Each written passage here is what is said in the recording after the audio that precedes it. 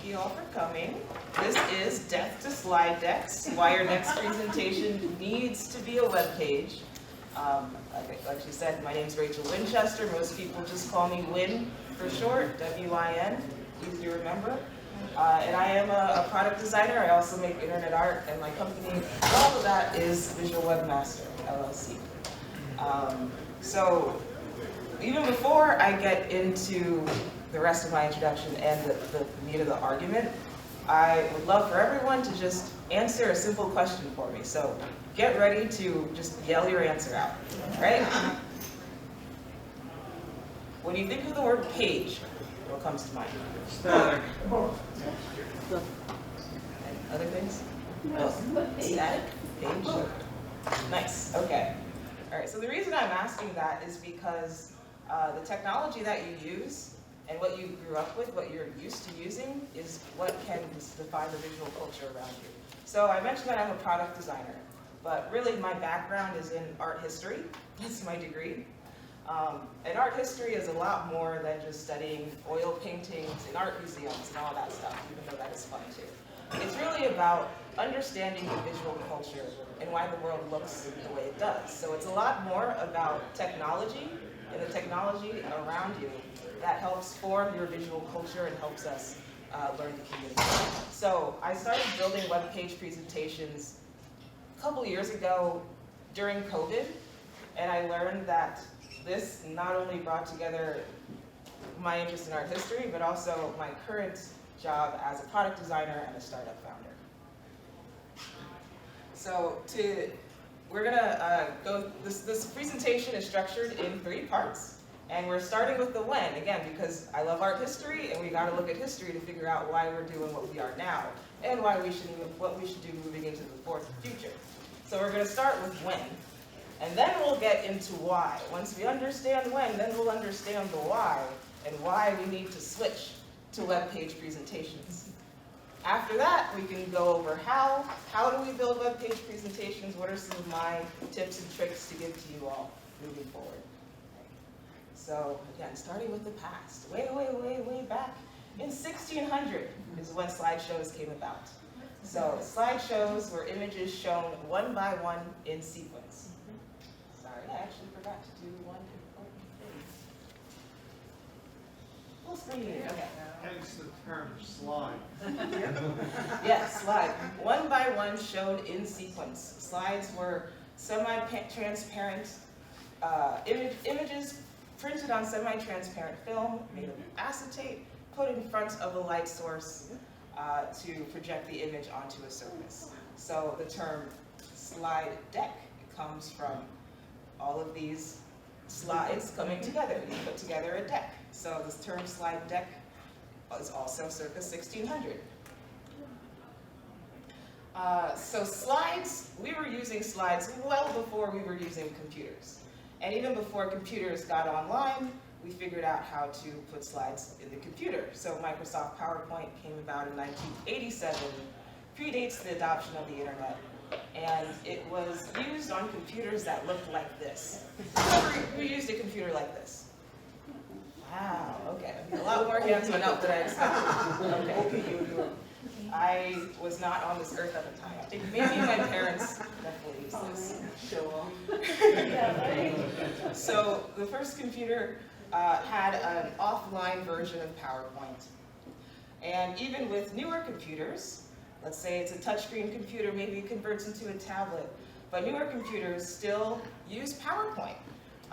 It's still the same thing, one slide shown in sequence, one by one after the other. PowerPoint has evolved. They've added cool tricks, some interesting transitions. You can add video and other media, but it's still the same format, one by one shown in sequence. Google Slides innovated by putting it in the cloud. You can collaborate with people in other countries and all that, but they didn't change the concept. So going through all of this, I remembered a very important word from my art history studies, and that word is transitions. That is the word of the day, everyone, transitions. So, slide decks slideshows and PowerPoints are tied to a time when content was static. And I'm very happy you said static. And contained in finite pages. We navigated through content by moving from slide to slide, page to page. We had to turn the page or hit the button next. So on the right, there's a photo of women from 60s, 70s time, flipping through, 50s you think? Yeah, okay. Flipping through newspapers. Newspapers have huge pages, they're enormous. They take up literally the whole table to consume that content, but that's how content was then. That's what it made sense. This e-reader to the left is interesting because they're taking that page, that content, that format, but they're putting it inside a more modern device. So maybe this person reads their book by swiping on the screen or pressing the button, some kind of more modern interface. So again, transitions is a big word in art history. It's a big word in technical history and visual culture. It's a big word all around because it was a huge problem that we've now solved. So transitions have always been a problem with visual storytelling, but now we have modern solutions. So this shows the moment that this problem was fixed. The Horse in Motion is, quote unquote, the first motion picture. It was made by Edward Muybridge in Philadelphia, of all places. Go Philly. And it was an illusion. He created a motion picture by taking photographs of a horse, a jockey riding a horse, 16 photographs here, and he displayed them in rapid succession. So he created moving image through an illusion. We're not actually looking at a horse running, we're looking at photos, frames, being displayed quickly. So this was a big moment in art history, a big moment in film history, in technical history, big moment in science too. We now have the ability to capture and display things in live motion. So again, think about this and think about the word transitions and recognize that was a big moment. We solved a huge problem. Have you seen the movie Nope? Have you seen the movie Nope? Yeah, cool movie, right? That story about the black jockey being kind of the first actor in a major film, that's a true story. Just to tie that in. So as transitions get smoother, content becomes seamless. And I had two different examples of how the transitions affect two things. So first to the right, we see an old interface. Maybe it was on the Apple Macintosh 2, maybe the Apple Macintosh 1, maybe versions earlier than that. But remember when you had to, when you scrolled through content, you sometimes had to pause and let things appear and load. You couldn't scroll too fast. Things are choppy if you tried to do that. Now we can scroll up and down just like so, and it's just fine. To the left, we have the arcade game Galaga. Who's played this? Yeah, it's a fun game. So this game was really interesting for me. So I discovered this in the 2010s, being maybe a preteen or a teenager watching Nickelodeon and Disney, watching MTV. I was used to motion picture shown in a realistic frame rate that was very realistic. So when my godfather introduced me to arcade games like Galaga with the choppy frame rate, I was kind of disoriented. This is really trippy for me. But maybe for him, growing up in the 70s and 80s, being exposed to this kind of imagery, gradually, this stuff was cool.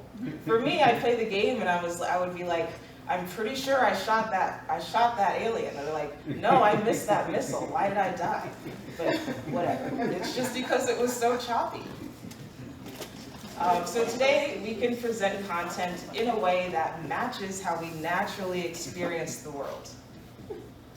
Again, what's the word of the day? So today, in the present day, we have digital video. We've had digital video since the 80s.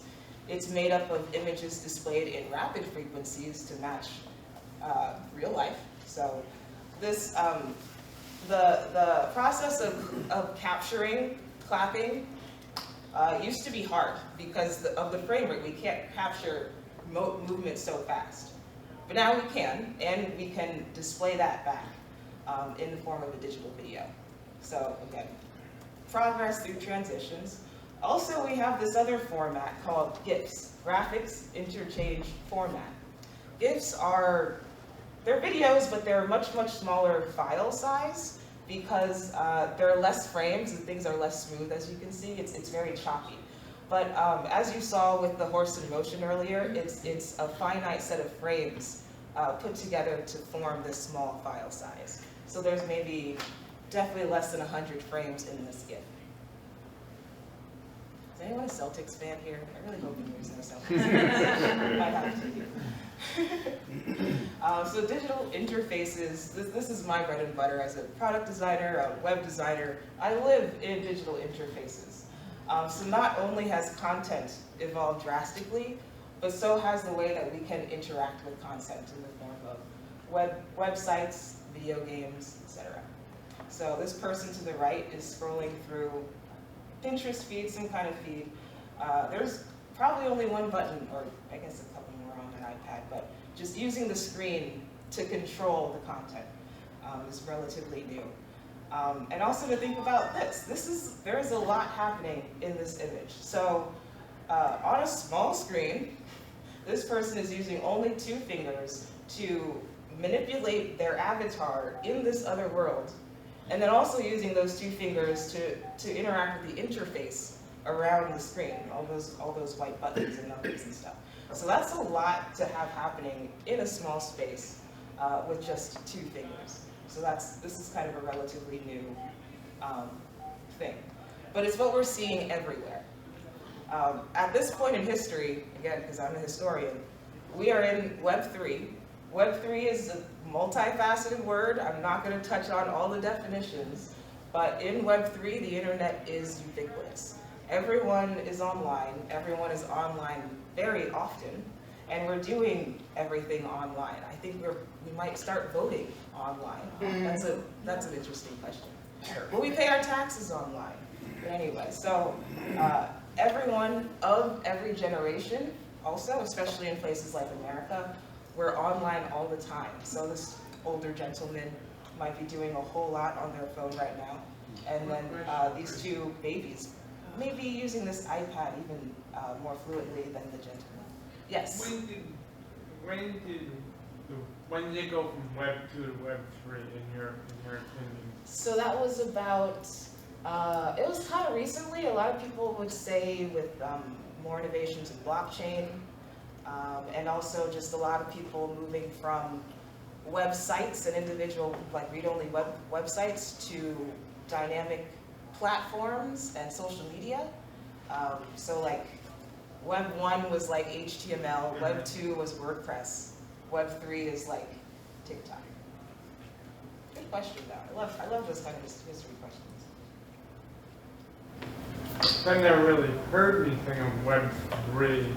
Web 2 was a big thing, but then Web 3, like, okay, when did that I have happen? 2 webpage presentations, and they're both very heavily involved with art history and visual culture. So I actually talk about Web 3 even more in my other talk, WordPress as a paintbrush. Well, let's stick with this one now. Yeah. So now in 2024, we've been living with TikTok for 8 years. The times have changed, and it's time to transition into the future. Fun number 1. I only have 2 in here because I don't want you guys to suffer too much. So this is my argument. Web page presentations fit in with today's visual culture because they match how we naturally view and experience the world. So let's all get on the same page now. I love that you're laughing so much. So in the future, aka starting now, we have to think about content in terms of words like this: frame, window, feed, viewing area, and canvas. And then we should start to think about interactions with content in terms of words like scroll, zoom, swipe, click, pinch. If you're a web designer, you're probably used to this. If you're a video gamer, you're probably used to this too. But for those who aren't on board with this new visual language, let's all start to understand. So this is the why of my argument. Why we should switch to web page presentations, because of the shared visual language. All right, so canvas, that's a popular word. Artists create on a canvas. Similarly, in web design or graphic design tools like Figma, the area in which you create is called the canvas. So this darker square on the inside is the canvas. And then this lighter kind of light gray square around the outside is the interface. Frames are a word we use pretty often. Frames hold our lenses in our glasses, so they're the thing we look through. Frames also will go around an image or a painting, so it's some kind of border, something that encompasses an image or a creation. Going back to Figma and design tools, when you select a piece of content, you have framed it. So this is a screen that I designed for the app, and I have selected the Marcus Reed card. So you can see that I've selected that because it is framed in purple. Frames are all over digital media, all over GIFs and video. And depending on the frame rate of a video or GIF, it can look choppy or smooth. If you watch old movies from like the... Careful. Yeah, careful. I know, right? Nice. That was good. I'm thinking the same thing. I'm thinking the Three Stooges because if you notice, the way that they move is not very lifelike, and it helps with the humor, right? So here you can see someone using a video editing software, and they have specifically chosen this time to edit this frame specifically. And you can, piece together all the different layers going on. And like I said, frames, when they're choppy, they're great for comedy. Oh, there it is. Okay. So, again, I'm from Philly. We have the best mascots. There's the Phillies Fanatic and Flyers Gritty. Yeah, we've got the best mascots. So, GIFs are great for humor because they're so choppy. Viewing areas are becoming bigger and bigger. They're also known as viewports. So a viewing area is the area that you can see in your view. This person wearing a VR headset, whatever he's looking at currently is his viewing area. If he turns his head, his viewing area has changed. And similarly with massive multiplayer online role-playing games, there's a lot of viewing areas to think about. So in this image, you're actually looking at two. First, there's the avatar in the world, and what that avatar is able to see, which is in this kind of white circle. But there's also the player, and what the player is able to see based on what is on his screen. So if he makes the avatar go to the right, his screen will go to the right, and also the avatar's view will go to the right. So layers of viewing areas there. Windows, I think you know Windows. You look out a window, and there are windows on your laptop. And then, like I said, interactions and content go together. So a lot of scrolling going on today. Scrolls have always been a thing. It's a way of unraveling paper and content that is flat. Or you can have a place like Twitter with an infinite scroll, and you can just keep scrolling through new and new content. How many people would say they scroll too much? I see some people scrolling on their phones now. So scrolling is so enjoyable for us, it's practically addicting. We can point to social media platforms with that infinite scroll and how much time we waste on those, but also we can point to the popularity of TikTok. This GIF says, TikTok on the clock and the scrolling don't stop. Who's on TikTok? And who's kind of happy that it's getting banned?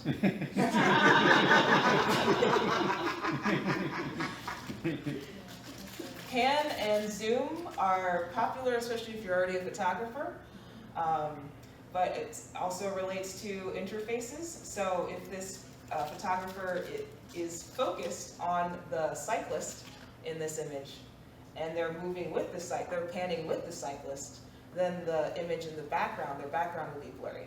Whereas if she was not panning and she was focused on the background, then the cyclist in the front would be blurry. And these are the same words, pan, zoom, and pinch, we use for navigating around screens. Not just touch screens as shown in this photo, but also with your mouse or with your trackpad. I can zoom in like that easily. Click, press, I think we know these. I left the easy ones for the end. So you can click or press piano key, click or press a button on your controller, just like you do with your mouse or your keyboard or buttons on a screen. So this is my favorite screen here, because it's Philadelphia. But also because it's an analogy for kind of everything that I'm talking about now. So you see before you in this video a world. It's Philly, but you can see more in the world. So as a presenter, you have a world of content at your disposal. Anything and everything out there is something that you could potentially put in your presentation. But of course you have to craft a narrative, you have to craft a story, an argument. So you have to pick and choose the right piece of content at the right time. So just like how I can move your attention to this piece of content at this time and zoom in and focus on that. Or I can move your attention to the bigger picture and focus out and focus on that. So visually speaking, this is much better for storytelling, but also I made this section in like less than a minute. I built with Elementor on top of WordPress, and setting this up is just a matter of flipping a couple switch in Elementor. I found a high definition video on a public domain site, made that the section background, put it on autoplay and repeat. And then inside this section, I added one element, which is this PNG image of a monitor. And I added, what is it called? Mouse effects. In Elementor, turning on mouse effects is just a flip of a switch. So all I did is add 2 pieces of media to this section, and I'm done.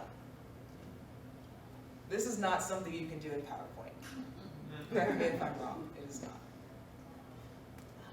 I almost don't want to leave this section since it's so cool. All right, let's keep going. So that's a nice segue into the pros and cons. Last year, I gave this presentation at WordCamp Atlanta, and the venue wasn't as Wi-Fi savvy, as Wi-Fi available. So when I came to this section, the video played for about 10 seconds and then it stopped, and it was a bit embarrassing.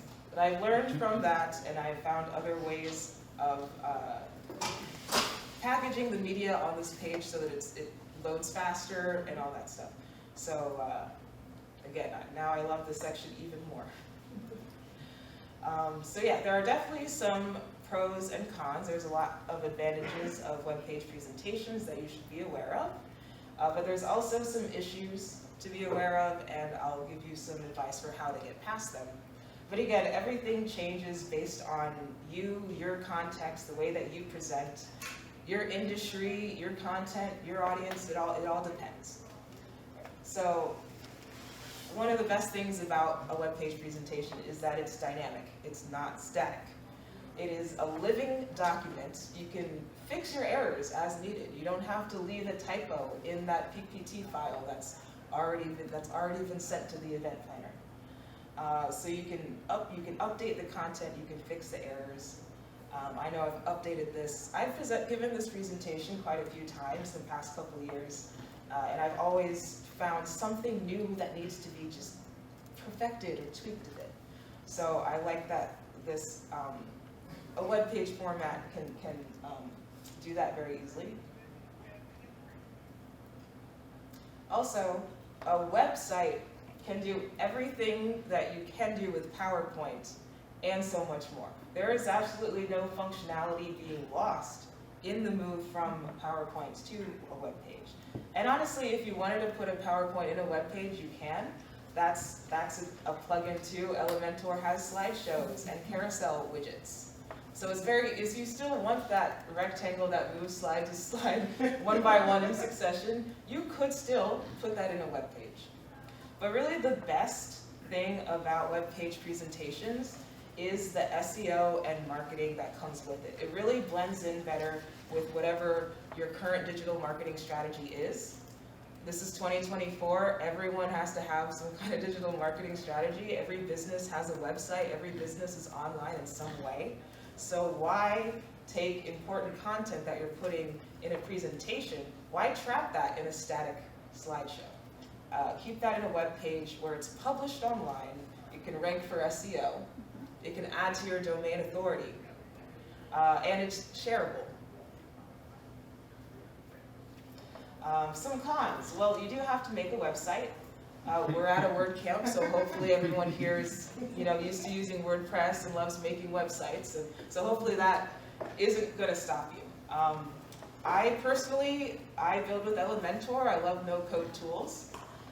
If you're interested, I also have a video talking about how I use Elementor. And there are other formats that you could look into. So Google Docs has a pageless format. How many have discovered, raise your hand if you've discovered the pageless format. It's really cool, isn't it? So this is in you just go to File and then you do Page Layout, and all you have to do is select Pageless.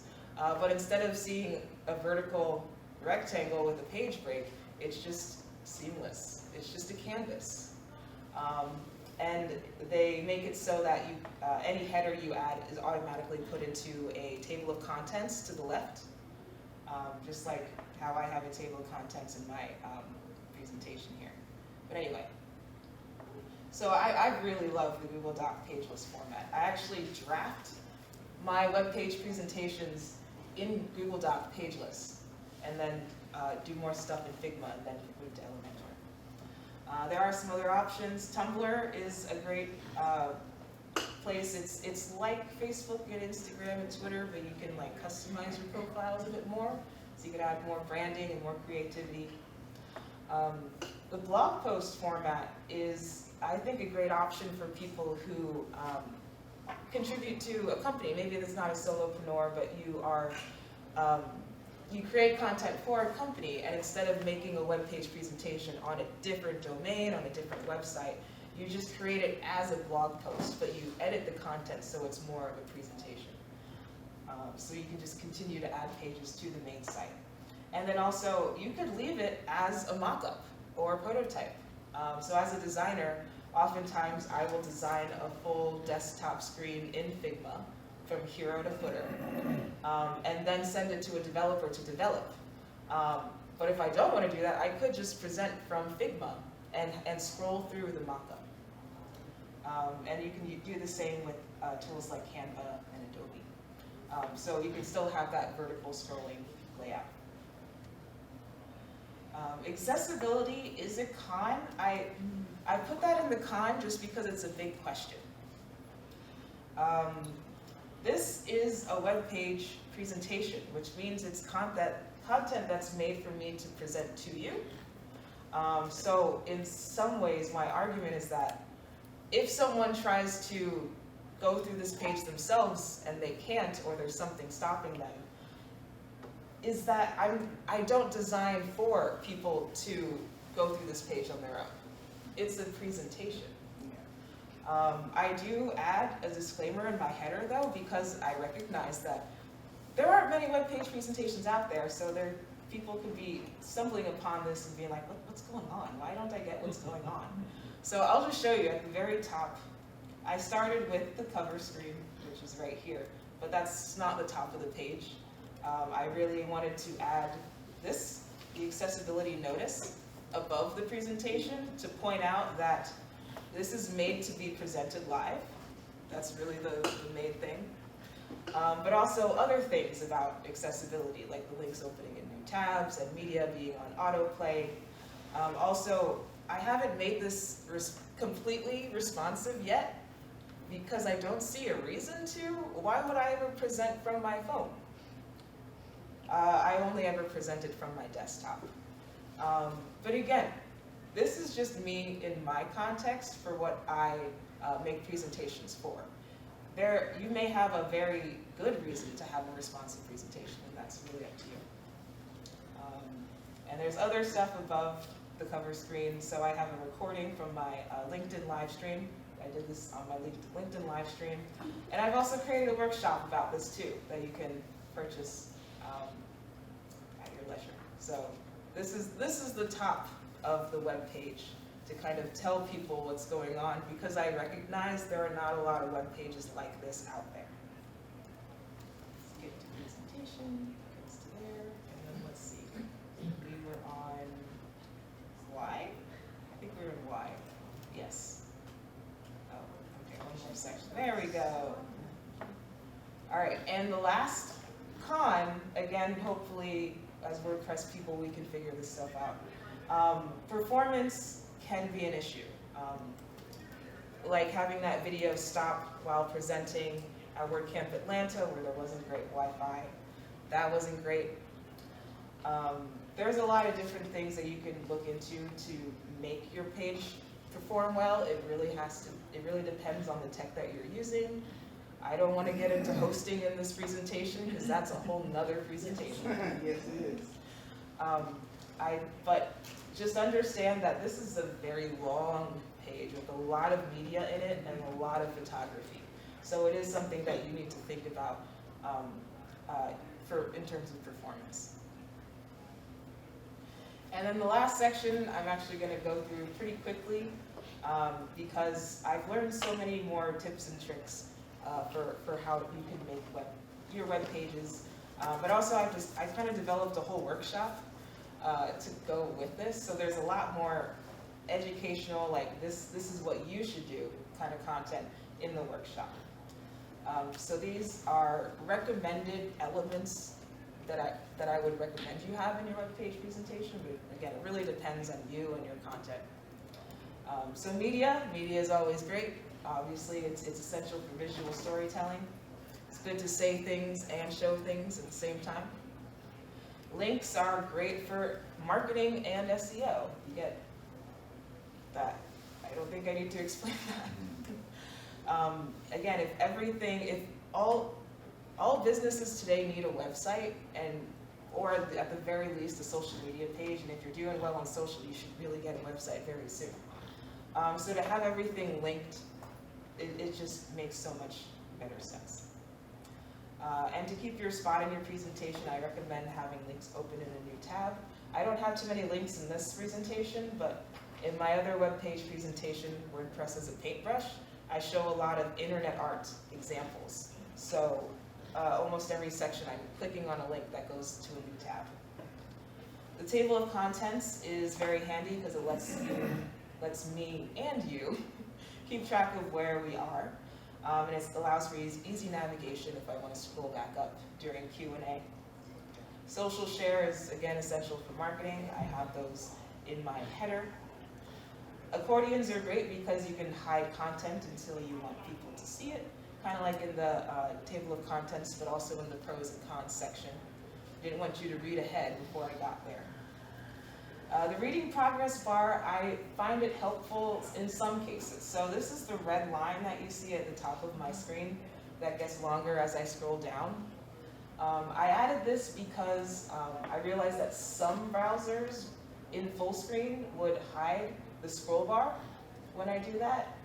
And I also learned that sometimes people will turn off the scroll bar themselves. So it's good to have that visual indicator as well.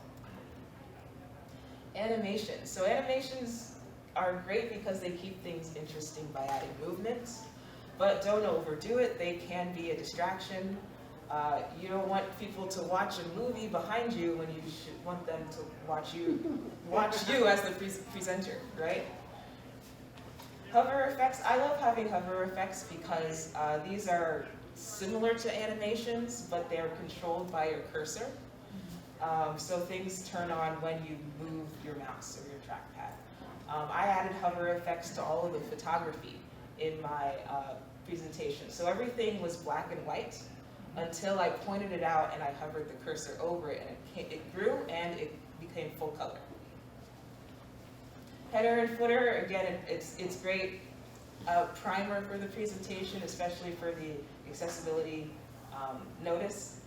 But it also announces the beginning and end, just like a cover slide would. Great branding opportunity. Sidebar helps with navigation and another branding opportunity.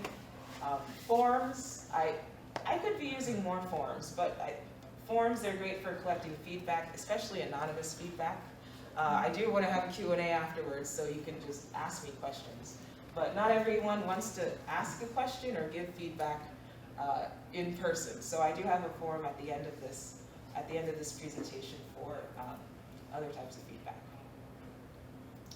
All right, and then this is just the last of my knowledge giving to you, being one of the only people that I know about giving webpage presentations.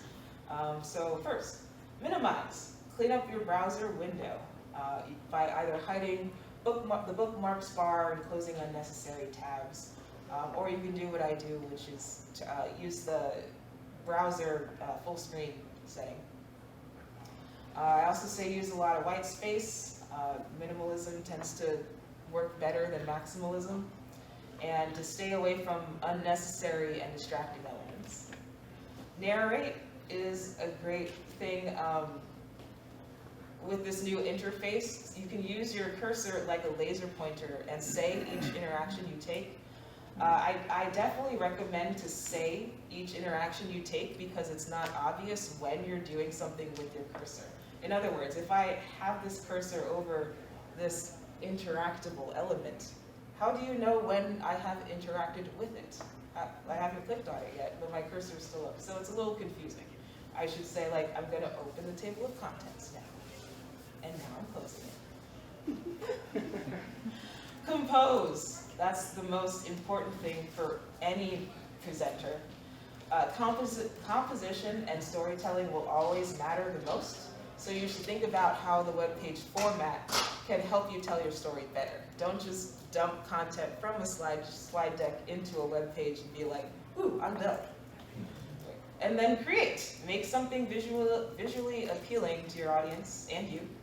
Express your brand and yourself in creative ways. Have fun with your designs. Or hire someone like me. So next time, you might see more innovative, modern, future-proof presentations from me. So I talked about Figma a couple times. I could put a presentation in a digital canvas and just kind of pan and zoom everywhere. I've actually done that a couple times with.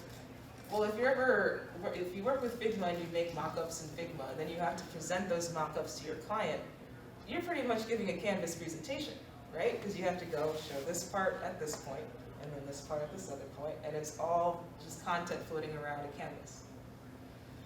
And then maybe in the future, I can do a presentation in virtual reality and augmented reality, but that'll be at the point when everyone's got these goggles. And everyone's got these VR headsets. I don't even have one of these yet. So thank you so much for coming. I would love to open it up to questions. I'd also love to hear, like, if you were to make a webpage presentation for yourself, for your specific context, like, what would you change or what would you really want to focus on? What do you need to think about? And again, you can ask me questions. I'll be around the rest of the event. If you do want to leave anonymous feedback, I have this form on the webpage, which is easy to find. It's just at my website, visualwebmaster.com, death to slide decks.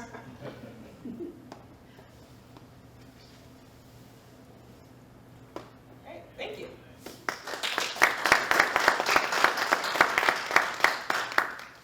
Yes, question. Do you get any pushback from event organizers if you send them a link instead of your actual deck?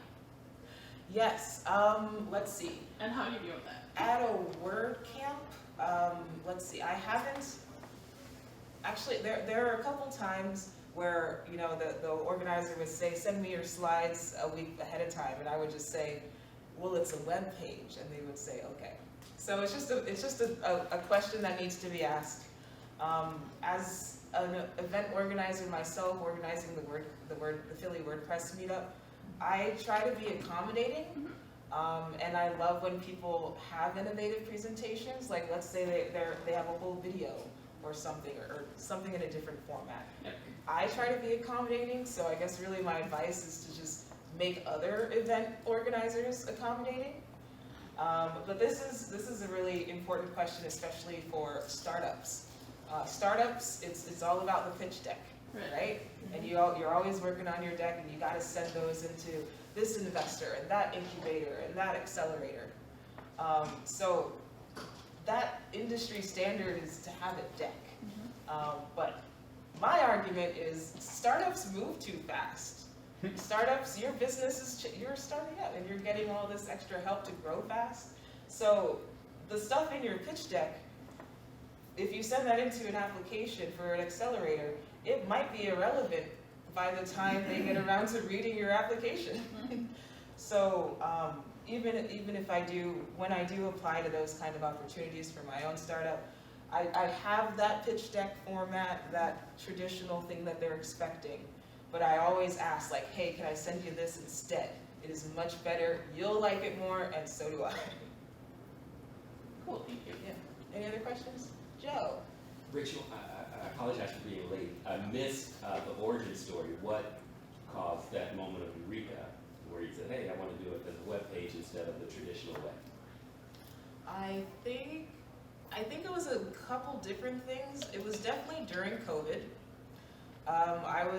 Everyone was hopping into Zoom, right? And when you're in a Zoom room, whether it's a business meeting or just casual friends, someone wants to share their screen, right? And it's always them finding content while they're screen sharing so that they can show you something that exists in a web page, right? So eventually I just put 2 and 2 together, like, I'm about to host the Zoom call.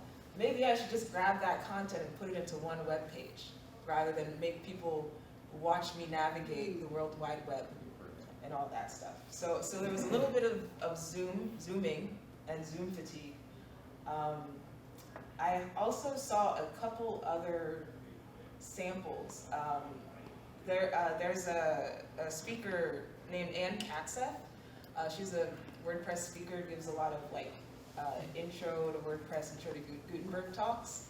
And I saw one of her intro to Gutenberg talks where the full thing was inside the WordPress editor. She didn't even have to publish her presentation because she's showing us how to use Gutenberg. So she literally logged into this demo website, went to the WordPress dashboard, navigated to a page, hit edit, and then there's all of her draft content of each block being described. So she's literally just scrolling through the WordPress dashboard as her presentation. So seeing examples like that, I just put 2 and 2 together. But yeah, the first time I gave this presentation was in February of 2022, I think, yeah. Or 23? I'm really bad with the time like that. I think it's listed. I try to list them all. You have one more. For my own. 2023. That was just last year. Nice. Wow. Okay. Time flies. Follow up. Hi. First of all, thank you so much for a wonderful information. It was very interesting presentation. That was mentioned that you would recommend to use this kind of presentations and mainly have them on a website, like on the main website is one of the pages, because why not? For SEO purposes, it might work. But at the same time, you said, and we know that presentation is made mostly for the desktop, so definitely we didn't spend time adjusting that for smaller screens because why, right? Yeah. But we also know that Google reads that information and knows that this page is not adapted. So would you recommend to have a separate website for all the presentations, or would you recommend to have it for the company and still risk that, oh, that page is not perfect and Google will not see it as a perfect page and it might affect your overall performance of the website? Yeah, I guess that definitely is something to be considered if you are working on SEO strategy. I will say that this page is one of the highest ranking on my site and one of the most frequently visited. I personally don't have an SEO like I use keywords and I try and hover around keywords, but I'm not like in Google Analytics or in Google Search Console on the daily, so I don't really know SEO that well. It's again, so if SEO really is that important to your company, then maybe do the effort to make it somewhat responsive. Again, it's great to have that accessibility notice says like for desktop viewing and made to be presented live. But yeah, if something like non-responsiveness is hurting your SEO, then sure, just do it, but you're still probably not going to be presenting from your phone. Thank you. Any other questions? When you do each section, do you anchor it where you can have a go-to in your navigation? Yeah, so the table of contents widget does that for me right here. Like, click to go to transitions, the word of the day, back to past.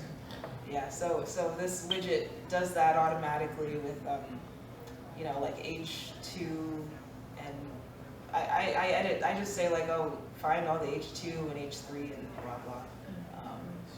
So yeah, that's kind of programmatically made.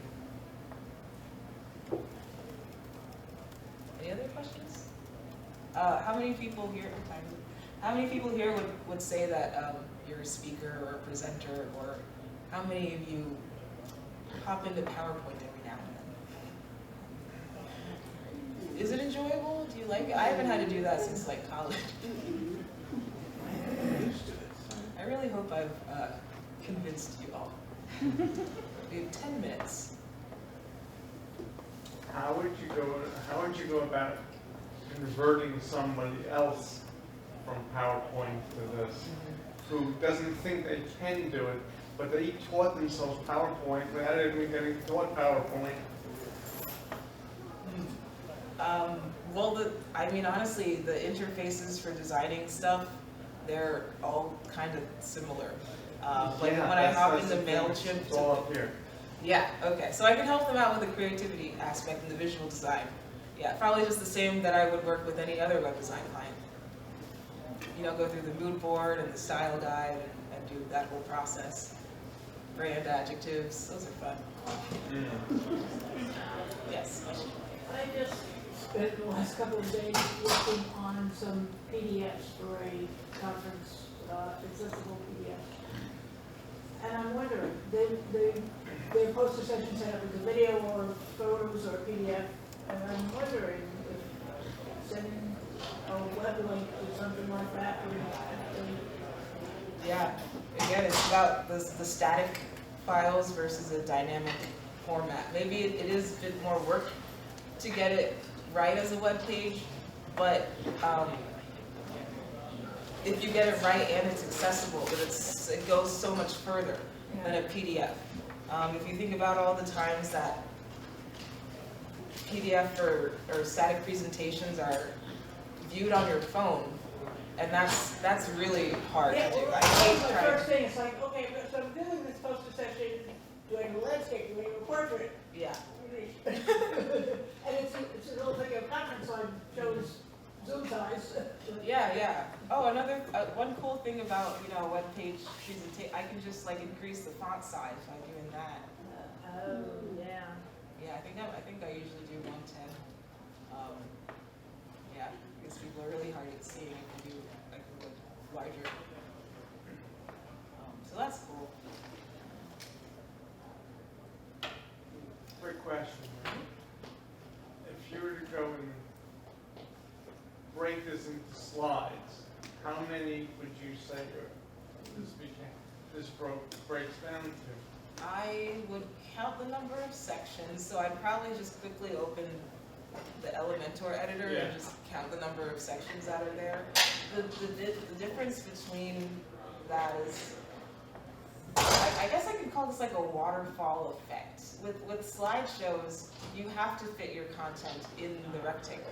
Yeah. In a web page, you don't have to fit it all in the rectangle. So like in my other presentation, I have a collage of images that goes for maybe 2 screen views, or two sections maybe. And I just kind of scroll through it slowly to kind of have a waterfall of images. So you're no longer bound by a rectangle. I'll be open for more questions afterwards too. Oh, question in the back. Yes, one of the things that stood out to me when you first started talking about it was trying to identify good small businesses or use cases to be able to present it, because it's one thing that we might use it, but to also explain it to other people so that they can start to wrap their mind around it. And it's like that first thought is the thing that starts to make them think about ways that they can use it. Are there any that you would give beyond like a startup where they're doing the pitches and other use cases where they may be able to use it? Well, speakers, Yes. this is an industry. Speaking is a thing. Professional speakers can get paid a whole lot of money to speak at an event. So professional speakers, like, your presentation is your business. That you may also have a website, so a lot of the content that's in your presentation might also be on your website. So just make another page as a web page presentation.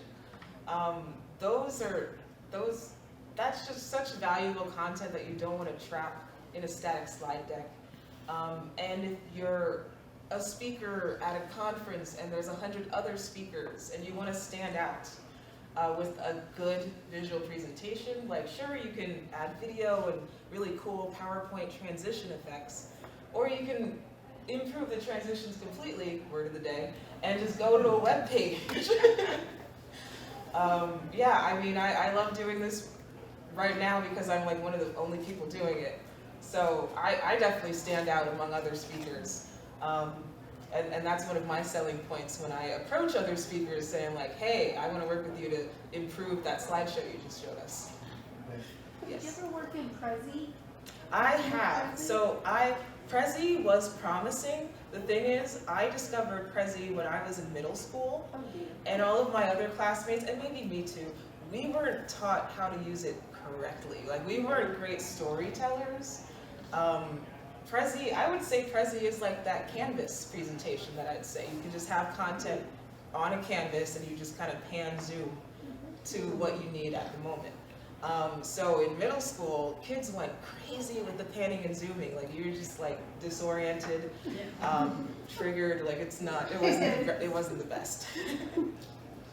Is there any way to lock down the presentation? I used to work for a medical devices company, so they would have to submit their PowerPoints for FDA approved, not regulatory approval, and they had to be locked. Like, that's one thing. I don't think they would be able to use this because it's editable.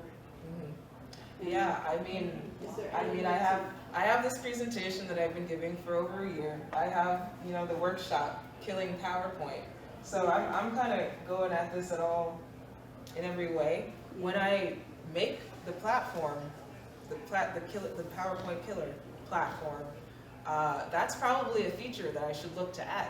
Yeah. If there's a platform that exists that helps people make web page presentations, how can they lock their presentation when it's done? That's a good one. But also, like, how can you take the presentation offline? Yeah. That's another. And if you had other people presenting it, you really want to lock it because they don't go Yes. off script. Yes. You can password. Yeah. There are some workarounds and tools, but That's true. yeah, It's published privately. yeah, that's true. Question. Well, that was the one, I think you probably just answered it, but that was the one thing I was gonna ask you, is as much as we all love technology, sometimes technology fails. So what's the backup when the Wi-Fi doesn't work and you can't get to the web page? Yeah. But I think you just answered that. Yeah, when I make the platform, which will be my next startup, I will figure out how to let people present offline webpage presentations.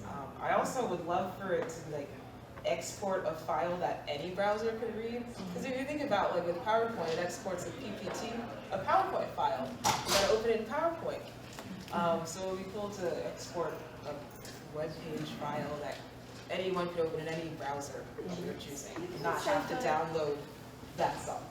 You can save a webpage as a PDF. Yes, you can, yeah. Formatting changes, but that is, yeah, that's definitely a thing, yeah.